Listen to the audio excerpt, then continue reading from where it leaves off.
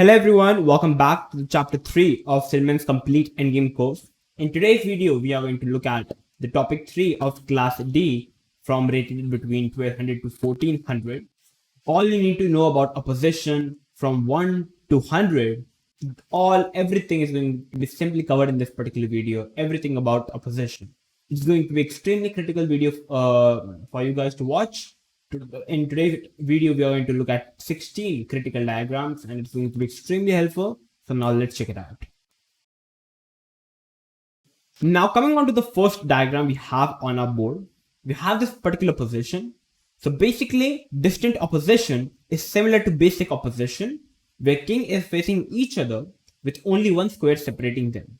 Only in extended form it is.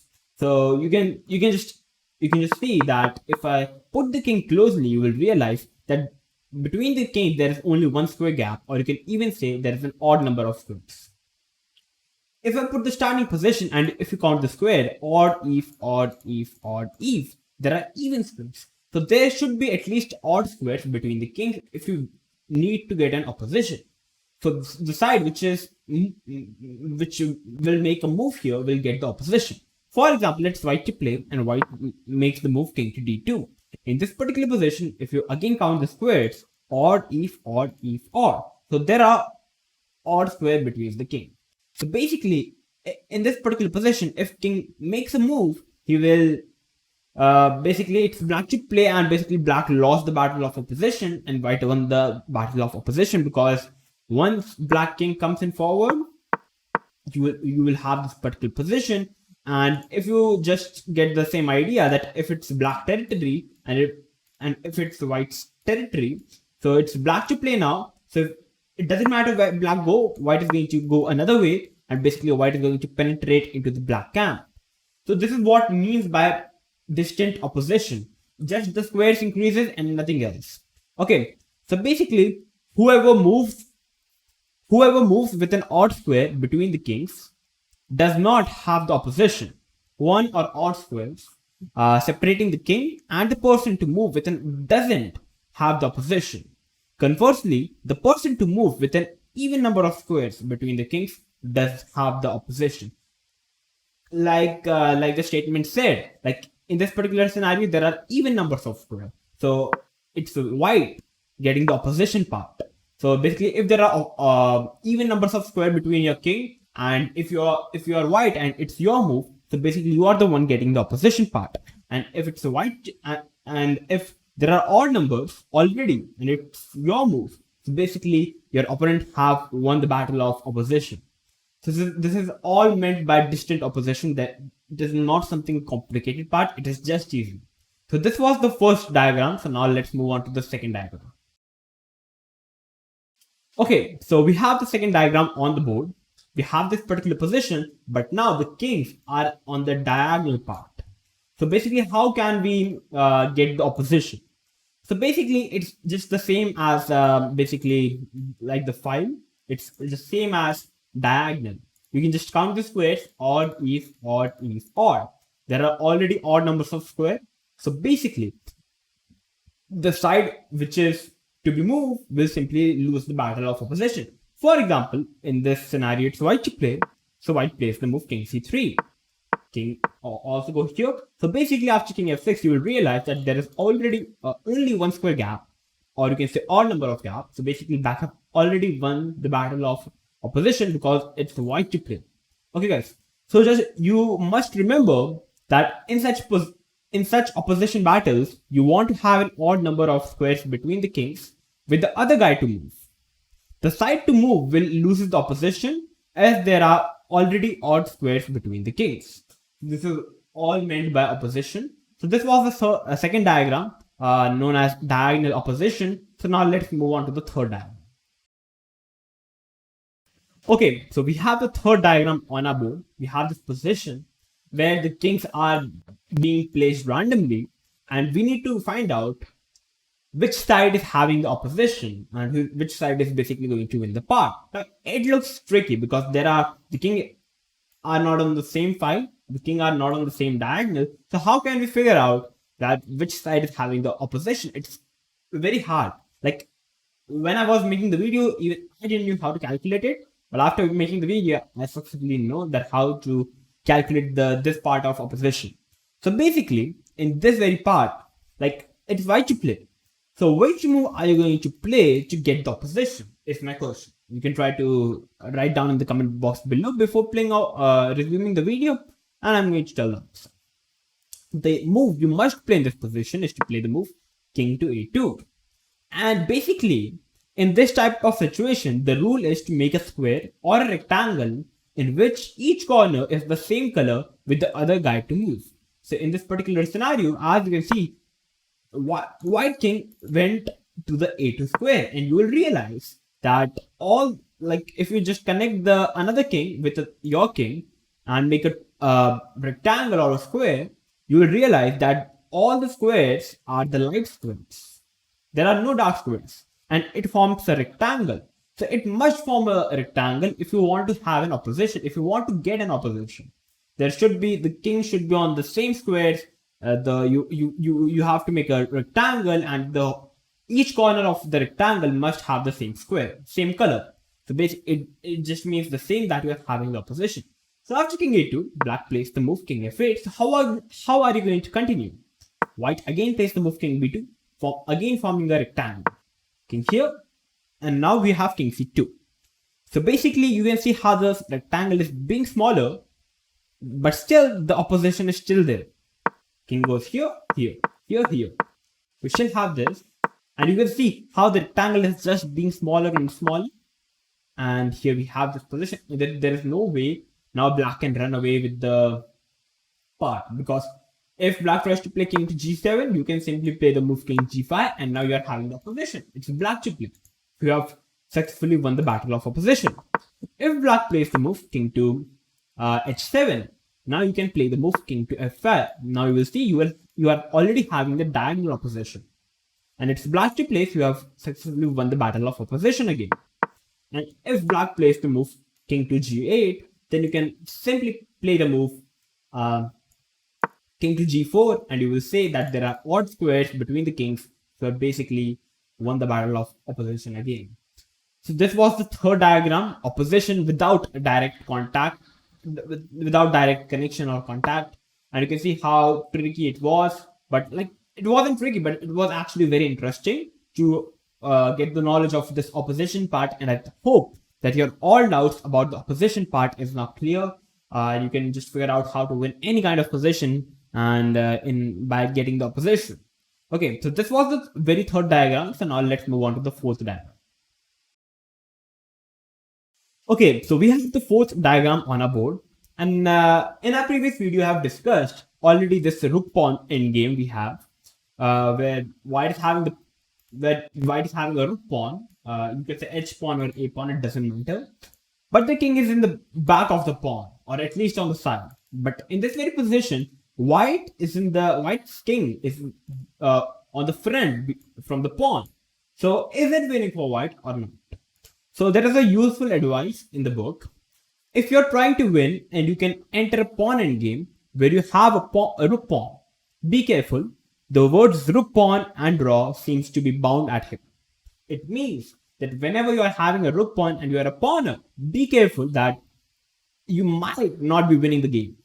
It would be a draw. Because it doesn't matter what white does, black is simply going to contain his two corner squares, and eventually he's going to move the king, and it doesn't matter how hard you try, it is going to be a stalemate. So this was the fourth diagram, that you can't really win even if your king is on the front row from the pawn. You are still not going to win the game if it's a rook pawn. So this was the fourth diagram. So now let's move on to the fifth diagram. Okay, so we have the fifth diagram on our board, and we have this very position where again white's king is in the front from the pawn, and we have this black king. So is white winning this game or not? So guys, it's all meant whose move it is. If it's black to play, white is winning the game. But if it's white to play, then it's a draw. The very reason is because of the opposition. For example, in this scenario, if it's black to play, so black has to make a move. If black goes king to e5, as you can see, there are already odd squares between the king. So basically the side which move will simply lose the battle of position. It's black to play and black plays the move king e5. And now you play the move king to c4. You can play the move king e3, but guys, we simply land in the same position and the game will not continue. So it doesn't mean anything. So basically, in this very position after king e5, you must step forward. There is a rule in the book that move as far forward with your king as possible, while always making sure that your pawn is safe, that your pawn is not being captured by your enemy king. So after king to c4, you are still having the opposition.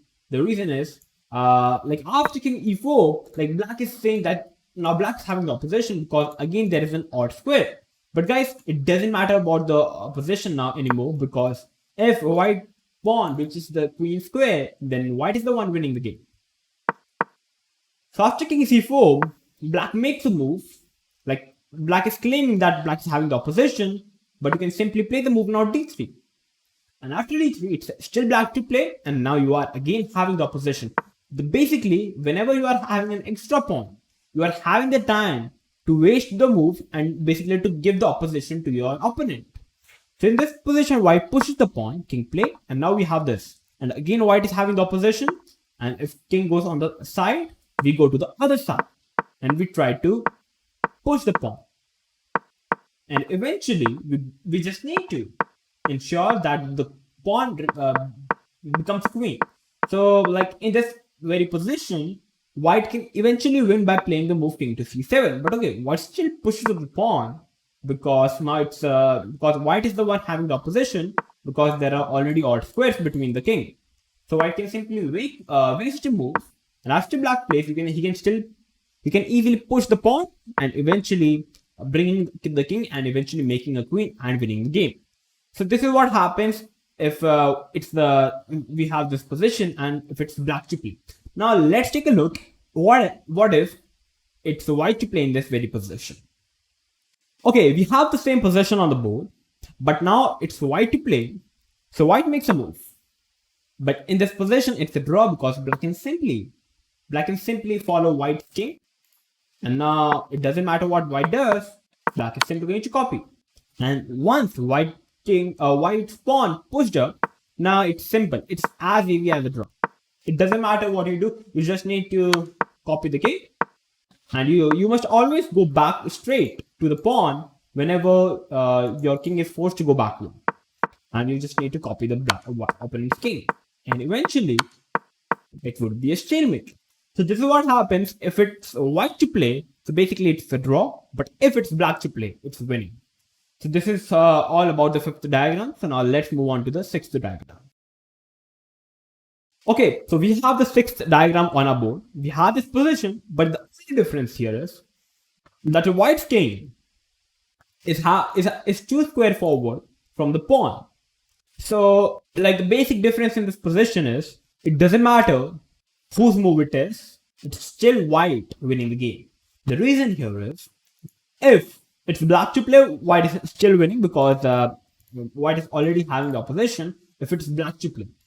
So basically, if it's white to play, white can simply waste a move by pushing up the pawn and giving this position to black to play. And if now black makes a move, you can simply get your king to the other side and eventually winning the game. With after king d7, you must get the opposition. And if king moves, you can now simply get the other side and eventually you can push the pawn and you can win the game. So this was the sixth diagram, that if your king is in 2 steps ahead of the pawn, you are basically having the time to give the very move to your opponent and basically get the opposition yourself and win the game. So this was the sixth diagram. So now let's move on to the seventh diagram. Okay, so we have the seventh diagram on our board. It's two pawn versus 3 pawns. So it should be technically win for white. White pushes up the pawn. We have this, and we have this position. It looks like after pushing up the pawn, black king goes here, and if you try to play king d6, it's a draw because black is the one having the opposition, and you can see, and you have to push the pawn, and it would be a draw. But guys, there is a big difference in this position because there are other pawns in this very position. So white can simply goes to capture these two pawns and gives this pawn as a bait. And eventually, after capturing these two pawns, I think you guys can simply win this game. This is an easy win for white by just promoting two queens on the board and you can win the game. So this was the 7th diagram. So now let's move on to the 8th diagram. Okay, so we have the 8th diagram on our board. It's white to play, and it's a drawation game because we have 2 pawn versus 2 pawn. But here, many people are out there who play the move like g4. But after g4, it's completely winning position for black. The very reason here is black plays up the move g5, and after g5, you will realize how a single pawn is stopping these two pawns. A single pawn is stopping these two pawns.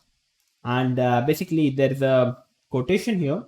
Don't allow your pawn majority to be frozen in its track by a smaller number of enemy pawns. Because in this very position, you can see how the single pawn have stopped these two powerful pawns. Because now you can't move either of your pawns. Because if you try to push this pawn, black would be the one. Sorry about that. First here you can see how black can enter white's camp, and basically even if I just push the pawns, you will realize how black is having one more pawn with the extra queen with the queen. So basically it's black who's going to push for a win. So it's not a good idea to block your 2 pawns for your opponent's single pawn. Always be careful. And eventually, after this, black is simply going to give up that pawn and going to capture these 2 pawns. And now you will realize that black is the one having the opposition, because black and white is here to get the opposition, or he can go to the other side. And now he can simply push up the pawn and he can simply win the game. So this was the 8th diagram, that never allow your pawn majority to be stopped in its track by the smaller number of pawns. Just always be careful. You must play the move first h4, not allowing g5, and now you can, on the next move, you can push your g pawn and eventually h pawn, and you can have a nice game. So this was the 8th diagram. So now let's move on to the 9th diagram. Okay, so we have the 9th diagram on our board. Basically, we are going to talk about how a minor piece can stop a pawn from being promoted to a queen. So we have this position. If it is black to play, black can simply make a queen and win the game by queen versus bishop endgame are always winning for black, are always winning for the stronger side. But it's white to play, and white can simply play the move bishop f6, and you can simply capture the pawn. And after a couple of moves, we have a draw. So guys, remember, a bishop can stop a pawn from being from a long distance. White doesn't need a king to stop the pawn, but he just needs a bishop to stop this pawn, and that's all. White can simply achieve a draw. So this was the 9th diagram. So now let's move on to the 10th diagram. Okay, so we have the 10th diagram on our board. We have this very position. Now, there are many players who have this confusion that they don't know that knight can, like how to stop a knight, like whenever they are having the knight, they don't know how to stop a pawn. They are often losers. Like today I'm going to solve everything your doubts having. So we are going to look at both the sides, like we are going to check out from both the sides what if it's white to play and what if it's black to play. So for example, it's white to play in this very position. So white must play the move knight to b4 check. But why? After king c4, you can simply play knight to c2, covering the advanced square of the pawn basically. And you can just go back and you can simply bring the king and you can capture the pawn. So basically, there is a rule: if the knight can safely land on or keep connected to the square or squares, if the pawn isn't on the 7th rank in front of the pawn, the game will be drawn. Though a rook pawn being the one case where exceptions might occur. So what does it eventually mean? Basically, when your knight is able to stop a square which is in the front of the pawn, you can just surely guarantee that you have already succeeded to make a draw. Because you can say how the knight was able to cover the c2 square. King attacks it, but now you can come to c2. The knight can go back, and now you can slowly bring the king, and black is having no time. He has to push the pawn, and eventually you can capture the pawn, you can get a draw. So this was the 10th diagram. If it would have been white to play. So now let's look at this very position. What if it's black to play? Okay, so we have the same position on our board, but this time it's black to play. And white, as black knows that white side is to play knight to b4, cover the c2 square. So black plays the move king to c4, a very smart move. But again, it's a draw because of knight f5 check, king move, knight check, knight f5 again. Basically, if you repeat, white would be happy to make a draw. White would be happy to make a repetition. King c5 hitting the knight, king f5 again. And if you try to play c2, now again we have knight b3 check.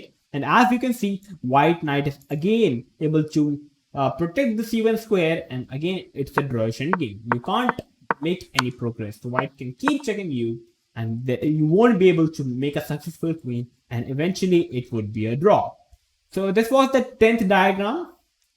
Basically, you need to just cover the front of your pawn, or front of your opponent's pawn, and eventually you can claim a draw. Remember, if the knight can take control of any square in front of the pawn, the game is drawn. Okay, so this was the 10th diagram. So now let's move on to the 11th diagram. Okay, so we have the 11th diagram on our board. It's a white to play. We are going to look at from both the sides, white to play and black to play. It's the rook pawn. The twist here is it's a rook pawn, so can white stop it or not? It all depends upon the position actually. In this scenario, it's easy draw for white because white hits the pawn, and after a2, white can simply come to c3 and capture the pawn, and it would be a draw. It's not so hard. Okay, so this was the 11th diagram from the white side. So now let's check it out. What if it's black to play? Okay, so we have the same position, but now this time it's black to play. And eventually, this position is winning for black. The reason is black can play the move a2, and this is the only move which is winning, because if you try to make any other move like king b2 or king b1, king a2 doesn't make any sense, so I'm not including it. So if you try to play a move like king b1, for example, it's a draw because after knight b5, the knight is attacking the pawn, so you have to push the pawn, and after knight c3 check, white is going to capture the pawn on the next move. So if you try to play a move like king to b2, this time, white is simply going to play knight c4 check, and going to give a check and going to capture the e3 pawn. So that is the very reason white first must push the pawn to a2, and after making a move, now, depending upon the knight move, black can choose the square, and after this, there is no way white knight can cover the front of the pawn, and it would be winning for black. But in this scenario, if white's king would have been closer to the pawn, the scenario would have been a bit different. So now this was the 11th diagram. So now let's move on to the 12th diagram. Okay, so we have this position. This time we have the same position, but the king is a bit nearer. So is it a draw or not? It's black to play this time again. Okay, in the previous diagram it was black to play and black won the game. But in this very position, black can't really win the game by playing a2 because of king c2. And it's a stalemate. There is no way black can make any good move, and it's a draw. And if you try to play any other move, just like the same previous diagram, white can simply give a check and going to capture the pawn. So basically, depending upon the rook pawn, the scenario keeps changing, but often it's a draw. But it's just, like many times, it's actually winning. So this was the 12th diagram. So now let's move on to the 13th diagram. Okay, so we have the 13th diagram on our board, but this time, black can actually push the pawn, and the king won't be reaching to c2 to stalemate. So basically, after a2, there is a move for black king to run away. So after a2, it's still a drawish endgame because after knight c4, king b1, there is only single square because b2 square is covered. King b1, check, and knight b3, and you will realize how the knight is simply covering the e1 square, and eventually it's a drawish endgame. After king b2, we simply have this a drawish endgame. So this was the 13th diagram. So now let's move on to the 14th diagram.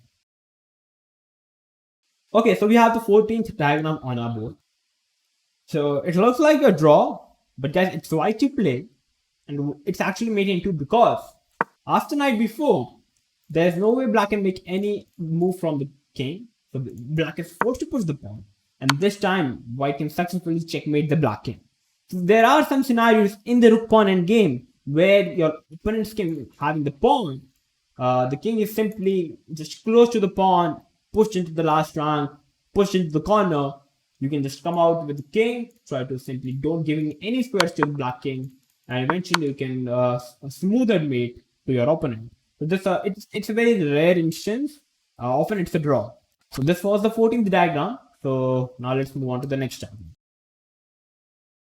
So now coming on to the 15th diagram we have on a position. It's a game between Peter Leko versus Kramnik from the World Championship match 2004. We have this very position. It's white to play. White makes a move. King comes. Check, check, and it was a draw because there is no way.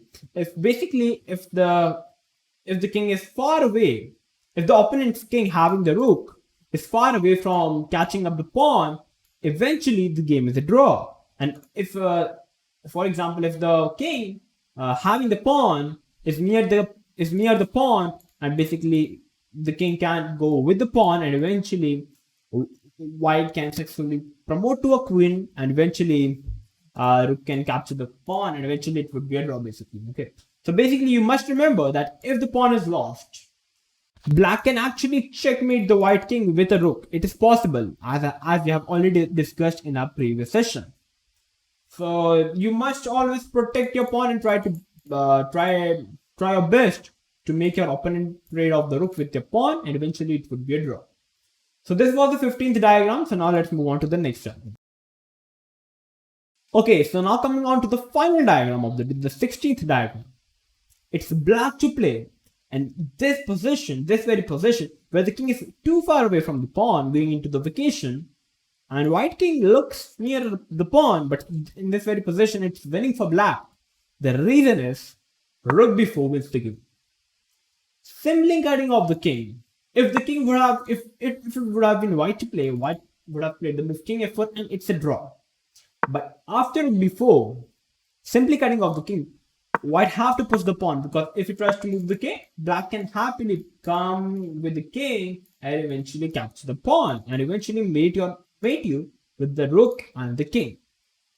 So you have to push the pawn, but this time rook b6, hitting up the pawn. The king can't really come to protect the pawn because it takes two moves. You have to push, and after rook g6, simply capturing the pawn if you try to make a queen, and it's winning the game.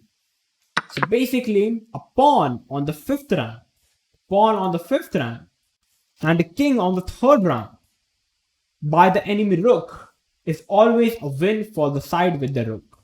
As you can see, simply cutting off the king is the idea, and once the pawn pushes, you can simply hit the pawn because the king is too far away from protecting the pawn, and the moment white pushes up the pawn, rook g6, and simply capture the pawn, and it's winning for black. So this was the 16th diagram, and with our final diagram, we have successfully completed our chapter 3 of the class of D between 1200 to 1400.